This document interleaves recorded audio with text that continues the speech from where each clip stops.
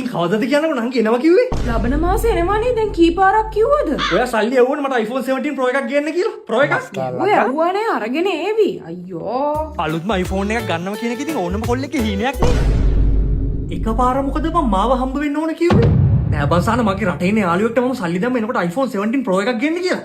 මුද phone answer කරගෙන ඉන්න හොයාගන්නත් නෑ බං. ඒ යකා බිසි ඇති බං ඔහොම කලබල වෙන්න බං පොඩ්ඩක් ඉවසපන්. ඔබ මගුලක් කතා කරනවා. යකෝ ගිය අවුරුද්දේ ඔය විදිහටම ඔය යකා iPhone 16 ෆෝන් දෙකකට පොළු තියලා මගේ යාළුවෝ දෙන්නෙක්ගේ. මම පස්සේනේ දන්නේ. මේක අන්තිම මොහොතේ කියනවලු වීසා රිජෙක්ට් වුණා කියලා අන්තිමට ලංකාවට එන්නෙත් නෑලු. සල්ලිත් නෑ. අප්පට යකෝ එහෙනදින් බඩු තමයි. බස් කෑල්ලක්ද? පිස්සෙක් නේ යකෝ උඹ. උඹට iPhone 17 එකක් ඕන කිව්වනම් අර කසුනුගේ නංගිට කියලා ගෙන්න ගන්න මගේ එකත් එක්කම. එයා ලබන මාසේ එනවා යකෝ. තමන්ගේ උඹ විශ්වාස කරපන් පිට මිනිස්සු ඔහොම විශ්වාස කරනම උඹට පිස්සුද? හරි දැන් මගේ මොකද්ද කියන් වෙන්න ඕන? මම උඹට ෆොටෝ එකක් කියවන්නම්. පුළුවන් නම් මචං උඹේ Facebook page එකේ දාපන් post එකක් මේක ලෝක හොරෙක් කියලා. ලංකාවේ කොල්ලෝ නිකන් අහුවෙනවා මේ වගේ හොරුන්ට. ඔව් ඔය වගේ උඹ මචං expose කරනවා. ෆොටෝ එක දාපන් යාළුවෝ. ඊටපස්සේ ඔකට හොඳ හැල්ලක් ගහලා මම දෙන්නම් ඇඹරිලා මෙයා. එවුවද? දැම්මා. කො ආවේ නෑනේ.